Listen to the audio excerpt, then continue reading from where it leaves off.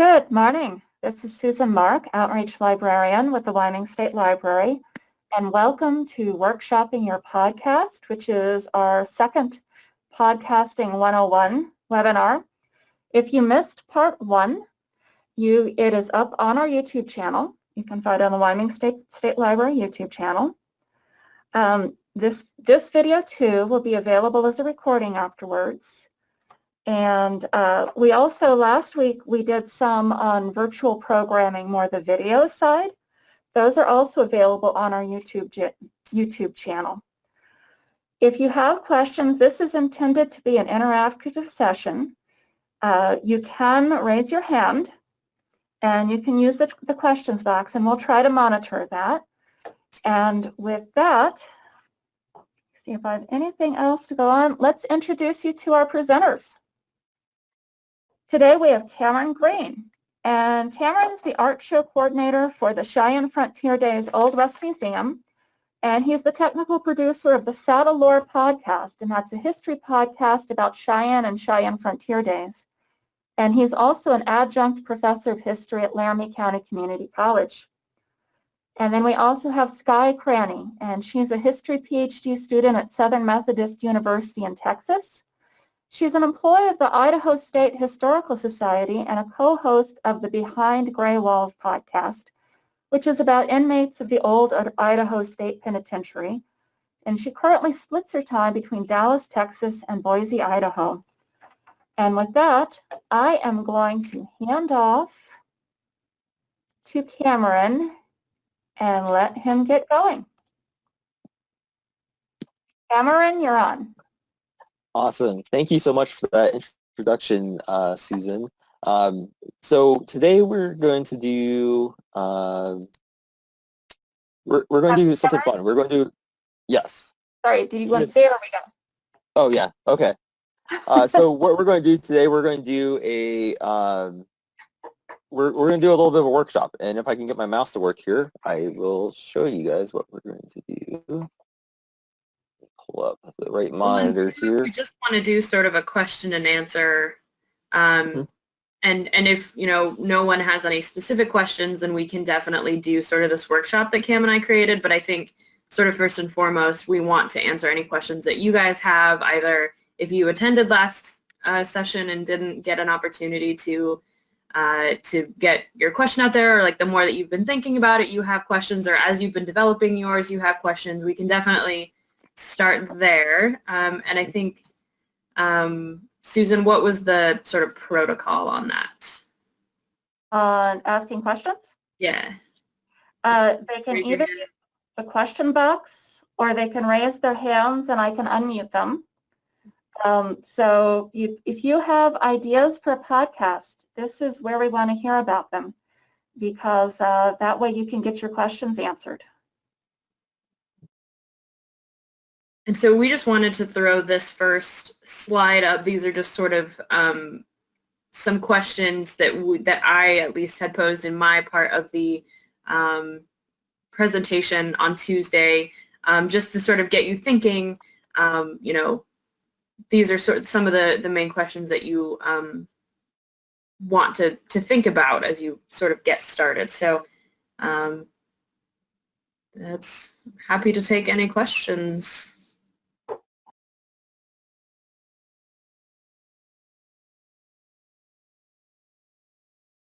Yeah, if anyone has any ideas for a podcast that you have, now's the time that we can workshop it together as a group, and get these and try to come up with an idea for you all.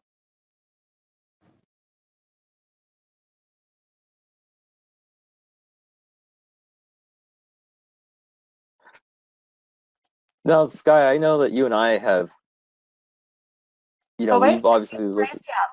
Oh, you have a raised hand? I got some raised hands. Yep.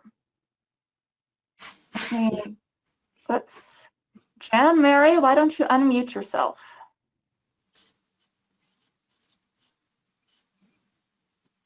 Hi, this is Jan Mary. I work at a public library, a very small rural public library in Virginia, and I came to this webinar because we are doing a lot of virtual programs. So what actually is the difference between a podcast and a one-off virtual program? Because I had some ideas of things I could do that become like one-off programs. So what do you see as the difference? For me, so a podcast, Mary, thank you so much for your question and for tuning in all the way from Virginia, first of all. But I think the big difference for me is that a podcast is a serialized type of event. So it's something that's continuous. So you're always going to build off the last episode that you made in the podcast. So for example, in Saddle Lore, our first podcast, we spoke about indigenous people on the Great Plains, and then we built onto that and talked about like settlement on the Great Plains, and then we went to the Union Pacific, and so each episode builds on one another. With a one-off event, those are standalone type things. So a great example of that would be here at my museum, we did a live recording with Lee Silman when he did his Hurrah for the Cowboy exhibit. And we just did one event with him where he came on and he presented his topic on Hurrah for the Cowboy. But we also had another part of that event too, which was we had Dr. Renee Laygrave from the University of Wyoming also give a presentation. And those to me are considered one-off events, even though they do appear to fit in the same realm. But because they're not part of a serial series, those are one-off events. But a podcast is a serial series, so you're always building onto it, or you're always adding new content that fit within a specific theme. Yeah, I would say, because I wouldn't say that my podcast necessarily build, we don't we don't go inmate number 1 and then inmate number 2. We jump around, but all of our inmates fit obviously within our larger theme of we're helping to make these inmates more human instead of just criminals. And so I think the more important difference between a podcast and a one-off program is that even if it's not building, they all fit under a larger theme, and you can have multiple of those sort of fit under a larger theme. I think, with some subjects you may be able to maybe do 1 or 2 episodes, but that probably wouldn't be conducive to a podcast. That would, just be better as a one-off. And you can do seasons. So let's say at your library, you're finding all of these one-off projects, but you think that, you can find a way to maybe tie them all together under the library umbrella, then that might be an interesting podcast where sort of each season you can look at, one subject or something like that. So you can kind of do both. But I think, definitely I would consider a podcast something that fits under a larger overall theme. If I made any more sense, or if I just confused things, I'm not sure. That's good information. Thank you. Hey, I don't have a good way of knowing who's had their hands up longer. I'm going to bot back and forth between questions box and raised hands. There's 2 in the questions box that seem kind of interrelated. How long is a season, and how often should you post a new episode? So I think as far as how long a season is, I think Skye had a good example in her presentation where she spoke about how they do, I forgot how many episodes you guys do, but I know you also take 4 months off in the time that you guys produce your podcast. And so you want to do enough so here at the Old West Museum, we're looking at an 8 episode season. And compartmentalizing those into 8 episodes was one, because of the time constraints that Mike and I both have, since we have, the other things that we do here at the museum. And so that also goes into the other question of how many episodes should you be releasing? Well, remember, one of the big things that Skye and I both emphasized was consistency. So if you feel that you can do 2 episodes a month, every other week, then absolutely do it. But I know that a lot of us out there, being professionals in the field, you don't always have time to do 2-3 episodes a week or a month. And so it's a lot easier for us to do like 1 episode a month. And if you do the 1 episode a month, it's really easy to make that 1 episode really great, and be very detail oriented with that single episode. So my recommendation is to do, to start with 1 episode a month. And then if you feel like, okay, I can actually do more, then increase it. Because what you don't want to do is like, you don't want to start at 2 or 3 and then cut back to 1. So it's always better to build up, I believe, to go from 1 to 2 to 3 if you feel like you can manage it. But I would say like you definitely don't want to go backwards on that. Yeah. The other thing I think that you can do, and so the hardest part is with these questions, there's not like, this is the best way to do it. It so depends on what your schedule is like, what topic you want to do, how long you want your episodes to be. It's so dependent on individual cases. And so I apologize if like you walk away and like, well, they didn't tell me anything concrete. That's the kind of, I think, the fun, but also the hardest part about podcasts is there's not a formula of like success. So for my podcast, we do 1 season that's 10 episodes long, and we release every episode. We release an episode a week. So if you are just starting out with podcasting, I think Cameron's advice is good, is maybe start with 1 a month. But my other piece of advice is if you want to try out like a whole season, then again, this is just going to take longer, but record, edit, have everything done for your full season, whether it's 5 episodes, whether it's 8 episodes, whether it's 10, have everything done. And that way you can release once a week and you don't have to be stressed about like, oh crap, I didn't get that done. Again, that comes down to sort of that production schedule that Cameron and I talked about last time. Anthony, my co-host at the podcast, and I, we are not as good about that. We don't get our entire season done before we start releasing episodes. And like I said, several times, like the week before our episode is supposed to air, we're scrambling to record. So don't take my example in that. I think my advice in that case, if you want to try, to release more than 1 episode a month, is to have everything done for your full season. And that way you can just literally upload once a week. And that's the easiest part. And then you can see, oh, I don't know that, that 10 episodes took a really long time, so maybe I want to shorten it to 8, or you find that you like it that way. And so then that's the format that you can stick with. Okay, we're going to go to Gypsy Houston. Gypsy, you there? Yes. Can you guys hear me? Sure Yes. can. Yes. I am the genealogy and local history librarian for my public library in North Carolina, and I've been toying with the idea of a podcast entitled Deeply Rooted with Genealogy Gypsy, but I really don't know where to start.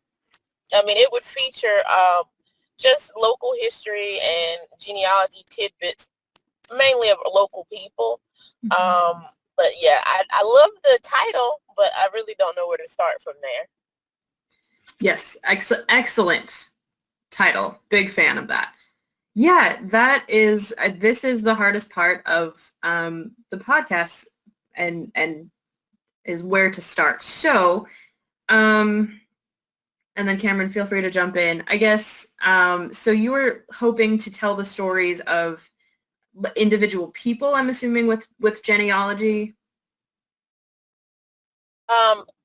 Yes, yes, that would primarily be it, but also maybe offer tips and that kind of thing for other people, maybe at the end of each, I guess, podcast. Yeah, absolutely. That sounds like a great idea. I would absolutely listen to that. I'm not great at genealogy myself, but I as a historian, obviously enjoy it. All right, so I guess let's start with maybe these questions here that we've got on the screen. So, why do you want to start the podcast? I don't know. Okay, that's okay. Yeah, that's, So I guess then let's talk about, do you want your podcast to entertain everybody? Do you want to educate them? Do you want to do like a mixture of both? I think a mixture of both. Okay. So, let's see. This is good because I've actually never had to workshop a podcast besides my own, and it was mostly just me yelling my ideas at my co-host and him being like, okay, so this is good for me too. All right, so what is, do you think, the best way to educate people about sort of what it is that you do as a genealogist? Like how do you explain your job, and how would you want to do that in sort of a longer term format, do you suppose? Oh, I'm not sure. I mean, when I explain my job, or explain genealogy to people or get them interested, I don't know. I just tell them, I talk about history and how important history is, and then how important their own family history is. Wouldn't you like to know what your ancestor was doing maybe 100 years ago or something like that? I know that's lame, but that's how I start. I don't really have to do that a lot, but that's usually how I start it, and then or talk about events from the past, and then try to relate that to what was going on locally or what was going on with their relative or ancestor, that kind of thing. Mm-hmm. can I ask you a quick question? What got you interested in genealogy? When you decided that you were going to study genealogy and do it as a profession, what got you interested in doing genealogy? Well, I kind of fell into it because I was a reference librarian first, and then I started helping out a lot with genealogy things, and it was kind of, in my library, it's not very popular. They tend to shy away from it. So I didn't shy away from it, and that is how I kind of fell into it. But I love history, and I do a little bit I started doing my own genealogy research back then, and I really fell for it. And what is it that you love about it? Like what's your favorite thing while you're doing it?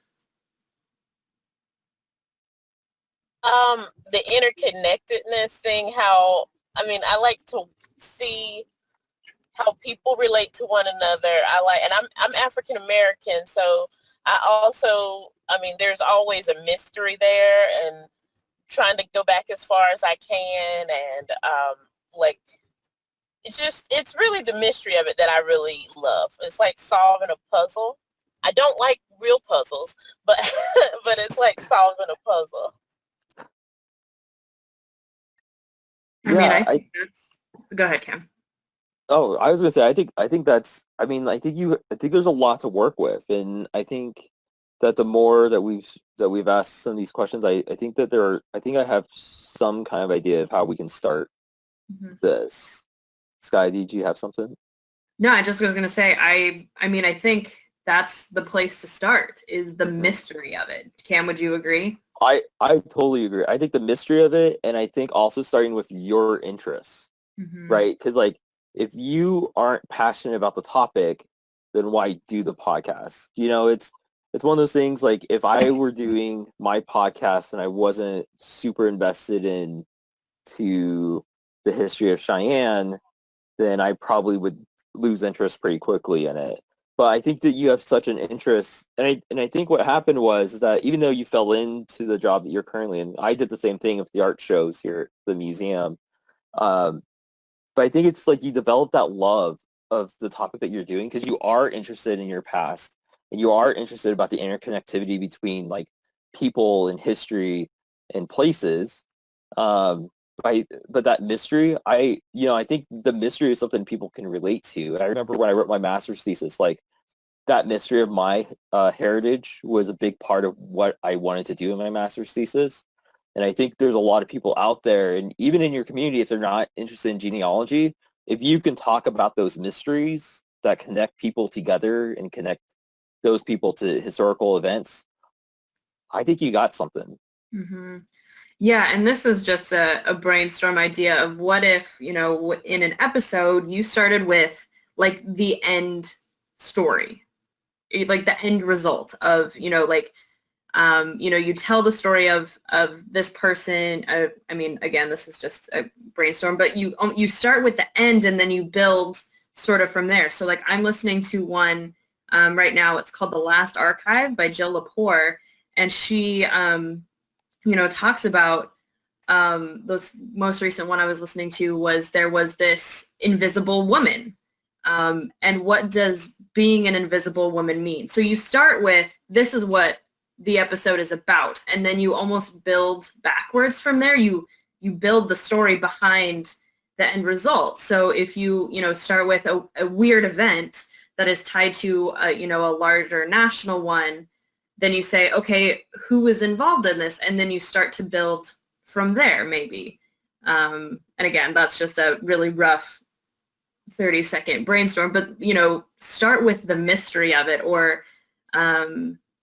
because I think people enjoy a good mystery of like, oh, how do we get to this place that you have taken us, sort of thing.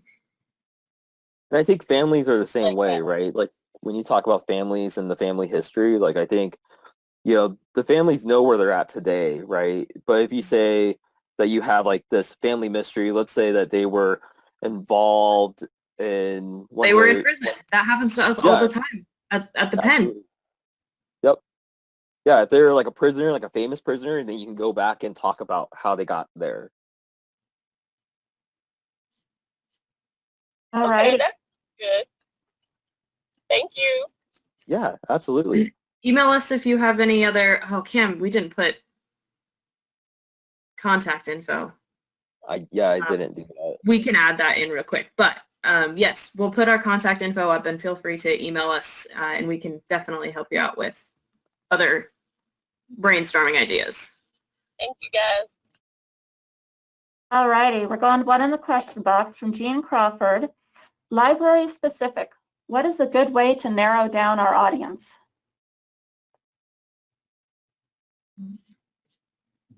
That's a really interesting question. You know, like when I was thinking about, when you think about your audience, for me, like I always start with, from my academic background, I always think about when I was writing my thesis, like who was I writing this for?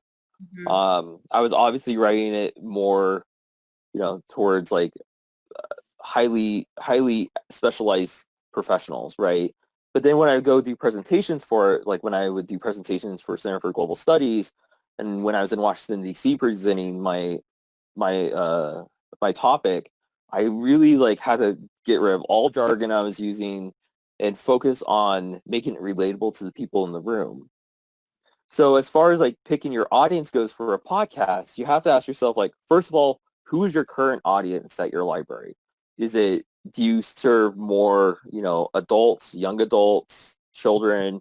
You know, depending on what topic you want to do in your library, are you trying to educate them about how to use like a search engine? Are you trying to educate them about something about the history of your state or your city? Sorry. Oh.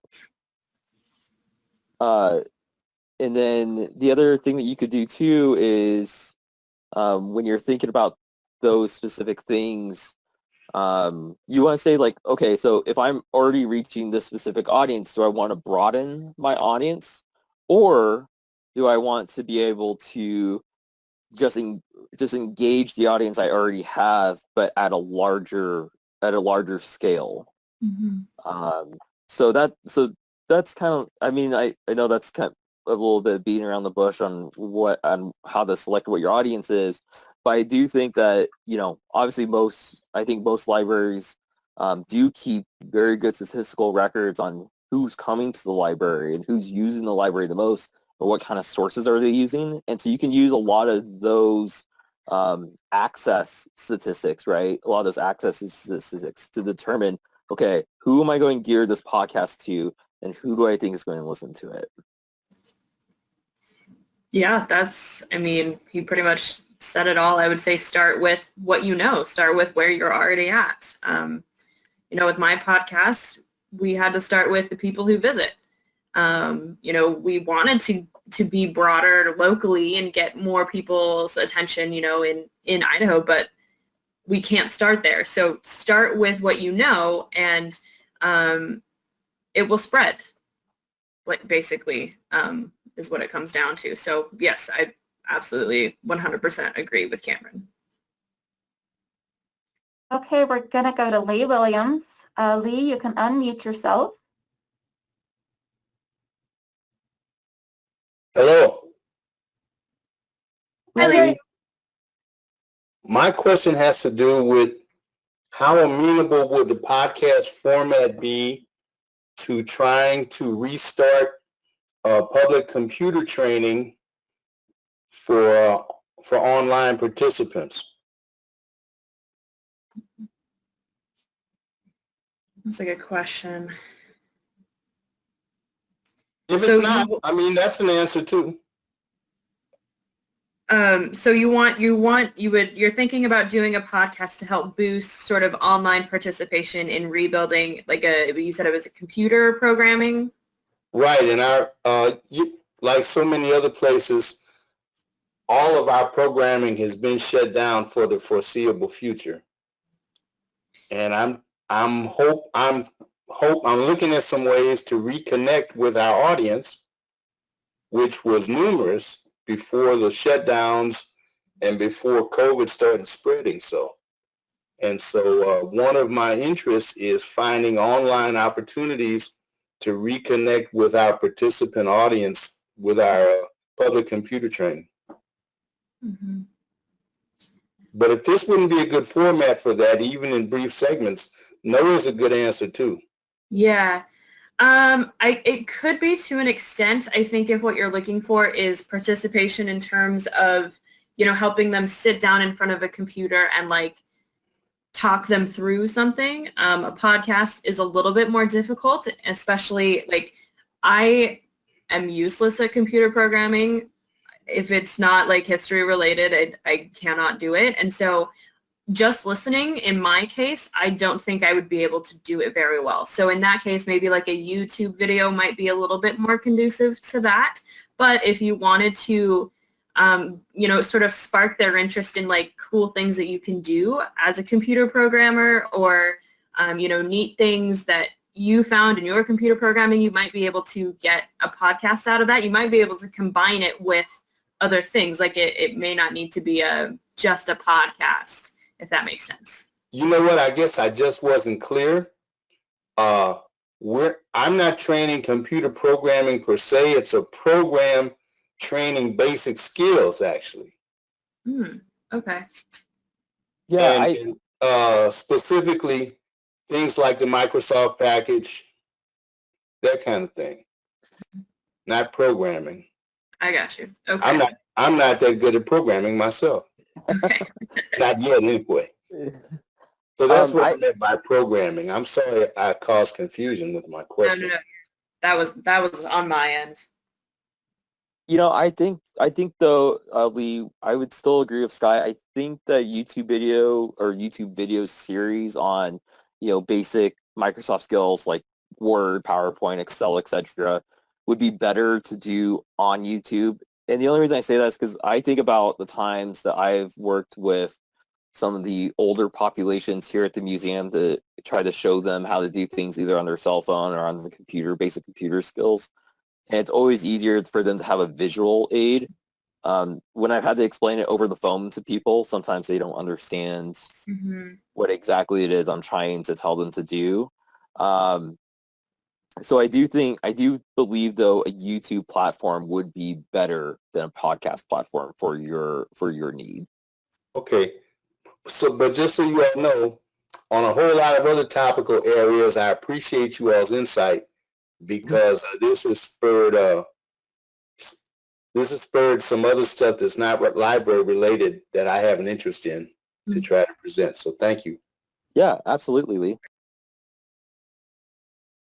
Okay, let's go to, I'm wanting to do a book podcast for our library.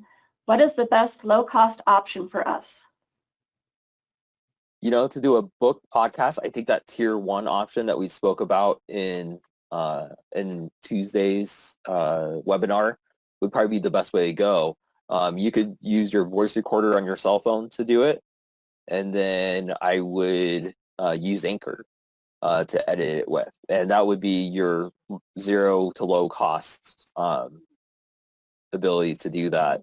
And the way, so Mike and I do it, again, when Mike and I do our podcasts, we're usually sitting around the conference table with my cell phone in the center, and he's going through his outline scripts and talking about the topic that we have on hand that day. And then I'm just kind of commenting over, like saying like, hey, you know, what about this and that? So it's very, you know, if you have an iPhone or even an Android, those microphones in your cell phone are very, very good. So you can record a podcast for zero to no cost using your cell phone, using that voice recorder. And again, Anchor does have the ability to record on its application for the phone and on the web browser, but the issue is that it only records in 30-minute bits.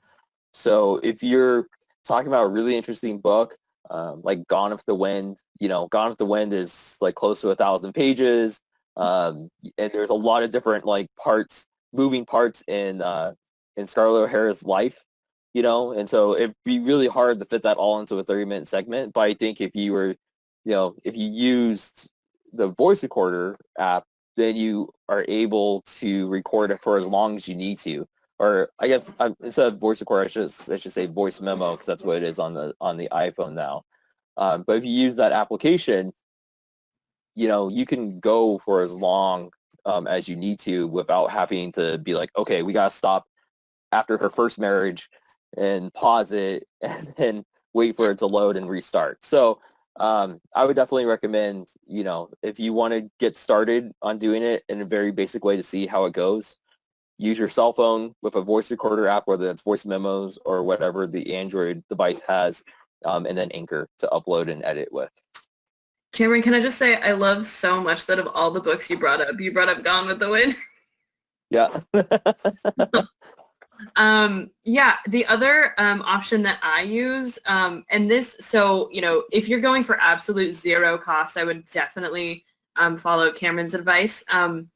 For me, Audible is another good free software program to use. The only problem is I think you might be able to record from your computer microphone, but the quality won't be as good, in which case you would need to buy a USB microphone, which isn't largely expensive, but if you know, depending on how many you need to get, can get a little spendy. I was very fortunate that my co-host he makes music, so he had a bunch of leftover microphones basically. So, but Audible is a free program that we found has worked out very well for us. But again, definitely trust Cameron on this issue more than me.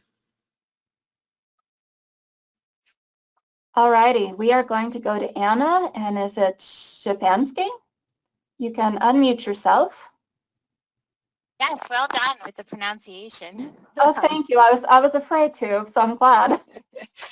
Yeah, I'm in Colorado, and I live in Winter Park, which is a ski resort town. And I have an idea for a podcast that I've been playing with probably for like 2 or 3 years. But I get overwhelmed because sometimes I'll get motivated and actually do like record something, and then I never have time, it seems, to go back and edit, and like I want it to be sort of produced, the podcast, but I guess I'm just asking, like, how do you balance your time between getting the content and then actually producing the content? Mm-hmm.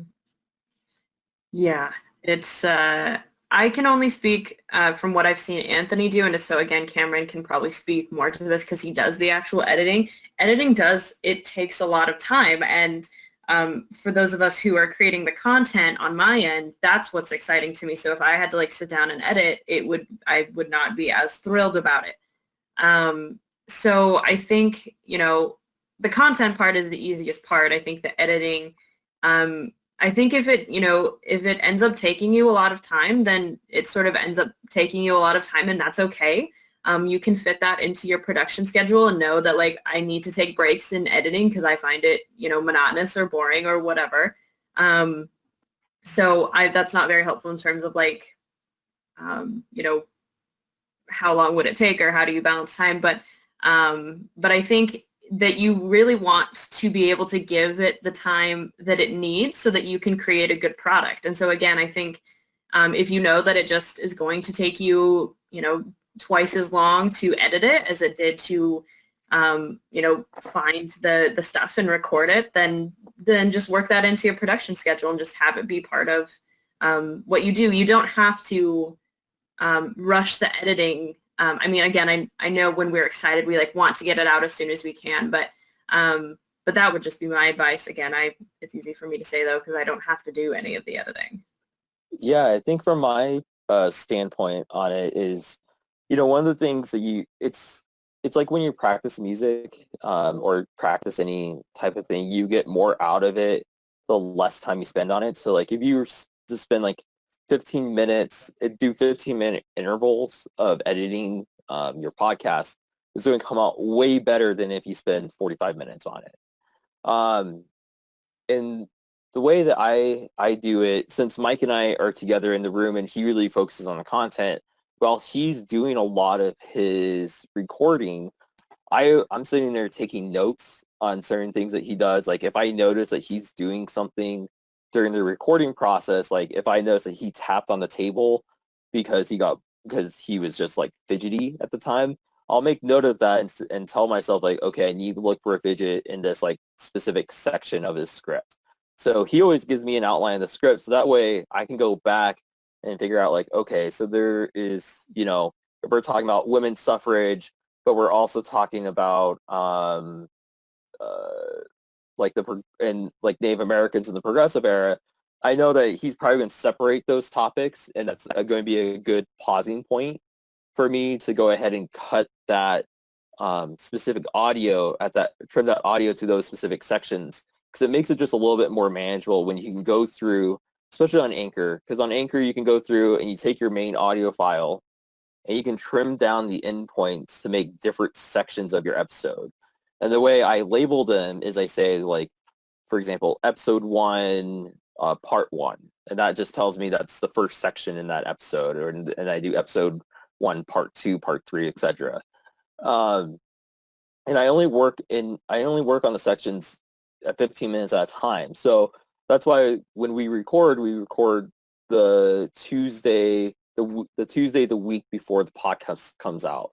So that gives me Wednesday, Thursday, Friday, Saturday, Sunday to go through and edit those individual sections. And so what I do Tuesday night, usually I go through and I create the sections that I want.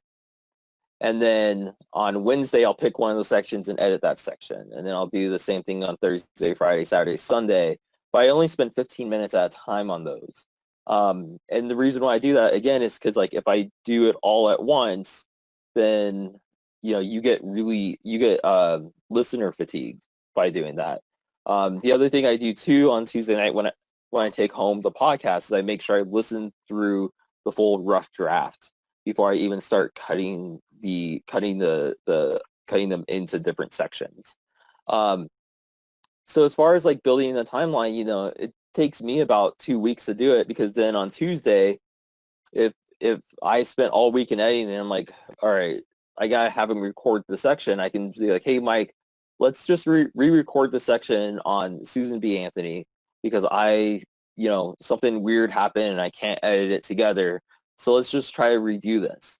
Or sometimes the nice thing with trimming these pieces down into digestible, editable pieces is that if you have sponsorships for monetization, or if you want to throw a plug-in for your museum or library, like if you have a special upcoming event, then you can also record those and insert them into those natural breaks. So that way it doesn't feel like, oh, they're just like kind of randomly stopping here. One of the things that we like to do is like, we always like to get to the climax of our story and then do a trim right there.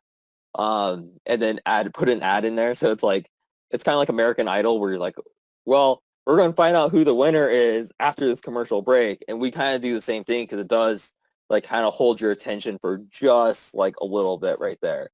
So there are like little editing tricks, and I would just recommend, trying to do it so you can spread out your time. Don't try to do it all in one setting. Definitely try to give yourself, a week to edit before you launch your episode. Yeah, it sounds like the trick is to have a partner. That Maybe. too. That too. I mean, I've seen people do so one of my good friends out in New Jersey, he does his own podcast. And I know he edits it on his own and it's just him doing it. But I also think though, because he is just focusing on like this essentially podcasting his master's thesis, he's just kind of cut it up into little digestible sections that he can throw in together later on. Okay, thanks. Yeah, absolutely. Also, Cam, do you want to turn on our webcams so that people can see us instead of this slide? Oh, yeah, I can do that. That way you can see us talking. There we go. Yeah. Wait. Oh, now it's just me. Okay. Wait, I think I turned mine on. There you are. There it is. Yeah. Good. That's great. I've got two related questions. What is the best length for a podcast? And I know this varies, but how long are most podcasts? Are you meaning episodes or podcasts like overall as a series? I think they're talking, these are in the questions box. I would suggest it's for an individual podcast episode. For us, an hour is about, I think it's just long enough to get a good story in, and short enough that it doesn't take up like a massive amount of people's time and attention span. I think we usually sit around like 45 minutes to an hour. Ours really fluctuates week to week depending on what's going on in the museum at the time. We have added a new segment in the last episode called Ask a Curator. So I think it's now going to be an hour every episode. But it is, yeah, but I think about an hour. I know some of my favorite podcasts, though, are just 30 minutes. Mm-hmm. And those are really fun to get through. And those are usually, if you're a single host and only have one person, you get about 30 minutes out of that. The hour-long ones are really cool, especially if you have two hosts, because I like what Skye and Anthony do. Like, they kind of split the stories up, and she'll do a story, and Anthony will do a story, and it's kind of fun to listen to them talk about the stories together at the end of it. So yeah, there's a lot of different possibilities. Mm-hmm.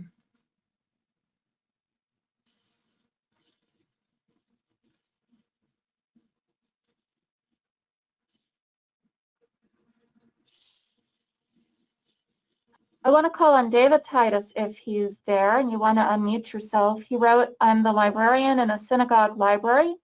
I'm thinking of starting a podcast for reading short stories and poems aloud.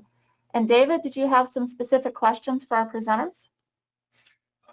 Not particularly. I was just throwing out an idea to see what people thought of it. So reading poems and short stories, you said? Yeah, well, particularly being a synagogue librarian, and we're shut down for the foreseeable future.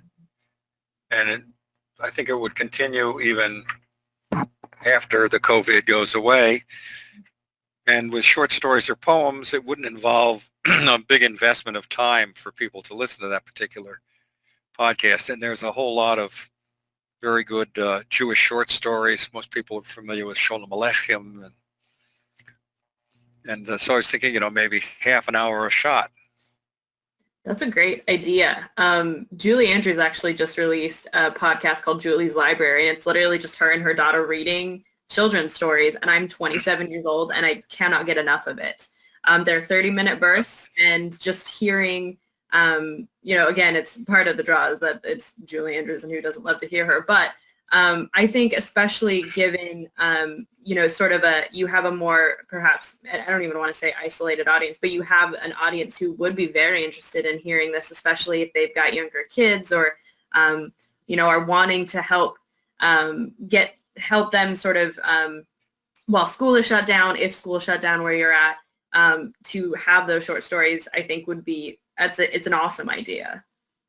To be honest, I've been inspired years ago, and since I just turned 80, that's a long time ago, in the Northeast, WGBH radio in Boston used to run 2 shows. One was called The Spider's Web, which read children's stories aloud. The other late in the evening was Reading Aloud, in which a guy with a wonderful voice read novels. And those were wonderful shows. And I think, we've lost some of that. So maybe we can do it again. Yeah, I think if you're reading, you've got a wonderful voice as well. Sorry, Cam. Thank you. Yeah, I've been told that. You have a wonderful voice. And I think one of the things I was thinking of, because you have poems and short stories, correct? Pardon, I didn't catch that. You have poems and short stories that you want to share? Well, not at the moment. Actually, the ones I think I might start with, there's a wonderful bunch of short stories about a fictional village in Eastern Europe called Helm, in which they do really stupid things. and they're very humorous. And that might be a good place to start. Also, I get a poetry journal of contemporary Jewish poetry, and that's probably not very widely distributed, so that might be a good thing to push out. And it might get people to come into my library eventually when things open, because they don't use it enough anyway. Yeah, one of the cool things I think that you would be able to do, especially with the short story that you were just talking about, the small one and the fictional one in Europe, is that you could even do like 3 30-minute episodes, kind of just reading that story, and then that way they keep coming back to each part of the story. And you could, like, if you think about it in like the plot line, right? Like you'd have the introduction, rising action. That's one episode, and then you could talk about like the climax in the second episode, and then the third episode would be a falling action conclusion and see what happens. Tune in that next way, week. Like, you get your listeners. Absolutely, yeah, absolutely. Yeah, and Susan just brought up a good point. I don't know if this would be an issue for you or not, but just something to consider if you're going to do books that are like already published is you might need to look into copyright. Yeah, and again, you would know much more than I would in that particular case. So, but just something for everyone to keep in mind if you're going to do something that is published by someone besides, like, like for us, we are technically, we are a division of the Idaho State Historical Society, so we have to get permissions there. But so just something to keep in mind for all of us. Oh yeah, librarians on the whole are pretty well aware of fair use and copyright issues. You have to be very careful. I also teach online, and huge consideration for materials we use online teaching. Yeah, sounds like a great idea. I say go for it. Out, so it looks like fun. I'll listen to it. Okay, let's move on. A question from Rob Busher. I have 2 questions related to scripting a podcast, which was discussed briefly in the last workshop. In your respective podcasts, do you strictly adhere to a script, or are you more so using it as an outline to guide the conversation? How do I find the right balance between guest interviews and scripted segments? Kim, if you want to go for it. So in Saddlelore, we use an outline. So I think the first episode was heavily scripted. So Mike came in with a script and read the script. And when I went home to edit it over the weekend, I realized that it sounded very robotic, and I didn't really like the tone that we had in that version of the episode. So we came back that Tuesday after I had read, had a chance to listen through to the first version of it, and he had the script with him, but at no point did he ever look down at the script. He was just using it as a guideline to just tell him, like, okay, I need to make sure I hit this point, hit that point, hit that point. And I think that is a lot better to have to just use a script as an outline. It's kind of like when you're giving a presentation, like for a lot of historians, like we get up and we read our papers. That's really boring. No one wants to like watch you read a paper. But what they want to do is have an interaction with you. So if you have an outline, it's, the content. No one else knows the content but you. And so if you know the content and you feel confident that you've done the research and you know the specific points and you have the analysis for it, you don't really need a script to sit there and be like, yeah, and in 1868 the Treaty of Fort Laramie was signed and this is what it did. Instead, you could sit there and be like, in 1868 the Treaty of Fort Laramie was signed and this is what it did. And you're not reading off a script, but you have some of those key points that you want to hit on, and it's going to be a lot more natural and free flowing that way for you. And I think your audience is really going to pick up on your interactions with them at home. Mm-hmm. Yeah. So actually, Anthony and I do it differently. So my co-host and I do it differently. I am a much more just even when I present, like Cam can attest to this, I don't like to have a script to read because I just can sound too robotic at times. So I will just do bullet points and have basically an outline. But Anthony actually has his entire thing written out. There are ways that you can read a script that doesn't sound like you're just, you're an undergrad at a conference just reading a paper. It really comes down to tone and inflection and, you can make it, I think, sound a little bit more conversational, just add basically just like different tones in your voice and inflections and get excited when it's supposed to be exciting and not when it's not. And so our current season that we're releasing is fully scripted. This is the first time we're doing a fully scripted, but that's because it's a different format. We're not featuring inmates, we're featuring riots. And so we need to sort of be on the same page about the information. So I'm interested to see how different it sounds to what it normally is, but I do agree that if you don't have it fully scripted, it's easier to find the spaces in which you can be conversant and you can sort of play off of each other than if it's scripted. But it's not impossible when it's scripted. Like Anthony and I still were able to like interject and be like, oh, isn't that so interesting? Or, oh, I didn't know that about this thing. And so it's not impossible if you have scripts to not, it's not impossible if you have a script to be conversant. I think you also asked a question about guest interviews versus scripted episodes. For us in Behind Gray Walls, we tend to do a lot of interviews. What we found is what we tend to do is we have our main episode and then we have sort of a shorter episode with those interviews that we release later in the week. So we've got our main one and then we have what we call Stool Pigeon Saturday. And, we have people who interview and they're shorter.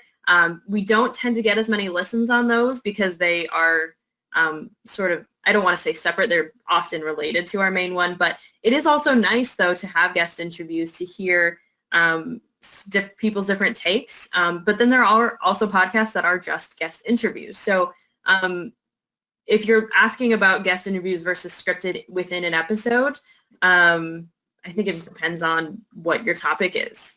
I think you can easily have, an even amount of both and still have a great podcast. So it would all just depend on what you, as you listen and as you record, sort of what you're finding works, what your audience is responding to and what they're not. Yeah, and I agree with the guests. I know for us, there are a couple sections in some of the upcoming episodes that we have that we're planning to bring some guest hosts in. Because they're more experts in those topics than we are. And I think it just adds like a different layer into your podcast too, especially if it's an educational one. You always want to, if you can bring an expert in that's an expert in that topic, do it. I think it's a really great idea and it adds a different layer to what you're already doing. Mm-hmm. Okay, how do you find sponsorships and do you recommend monetizing? What are the pros and cons? Mm-hmm. That is an So excellent. monetizing, if you monetize, yeah, it's a great question. So if you monetize, you have a lot more restrictions on some of your content. For example, if you're like David and you want to do those stories and stuff, monetization, you might not be able to do it because now you're getting paid for that content.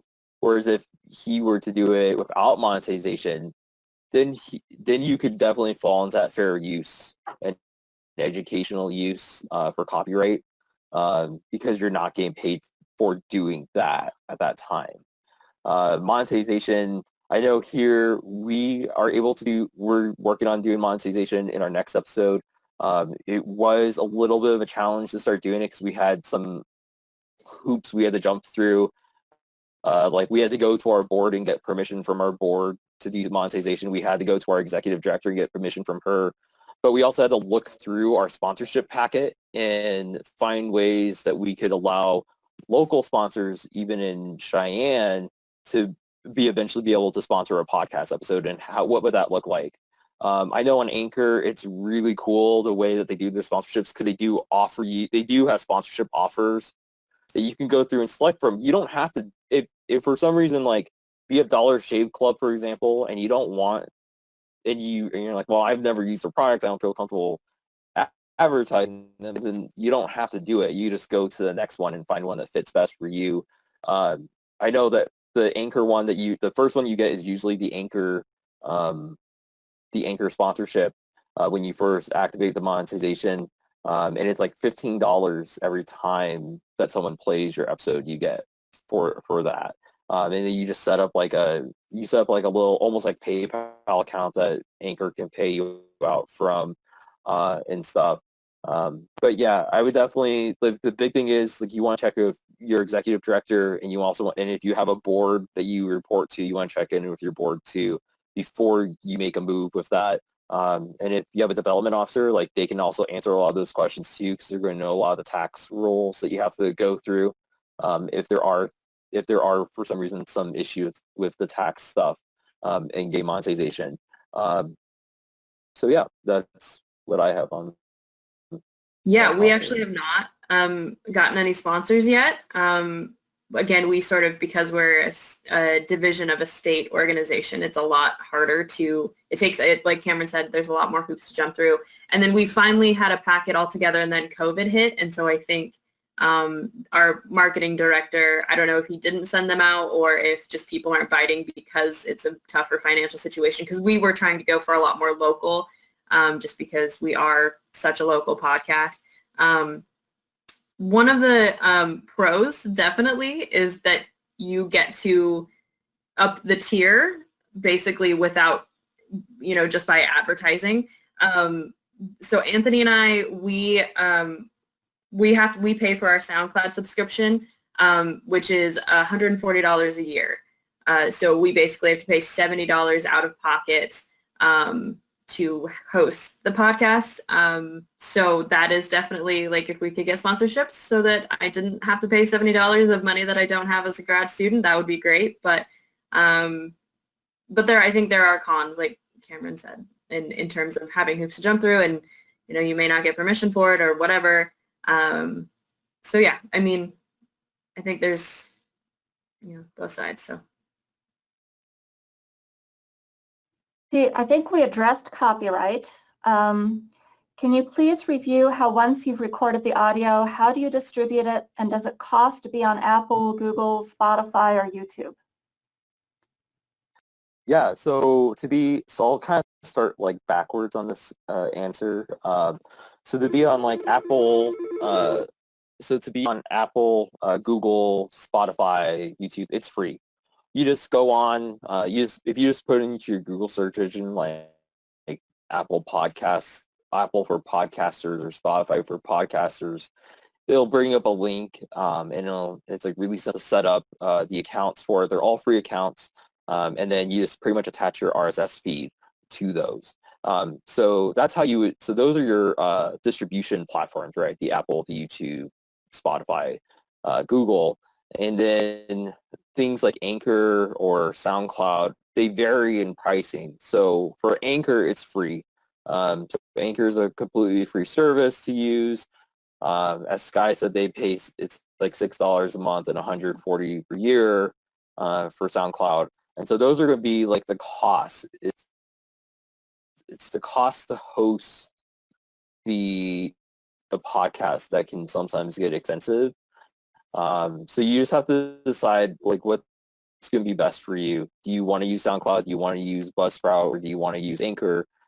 For us here at the museum, we wanted to use Anchor because we were trying to do it at zero cost and really make it so that the podcast itself is self-sustaining through monetization in order to improve equipment and to eventually be able to take care of parts of Mike and I's salaries as well.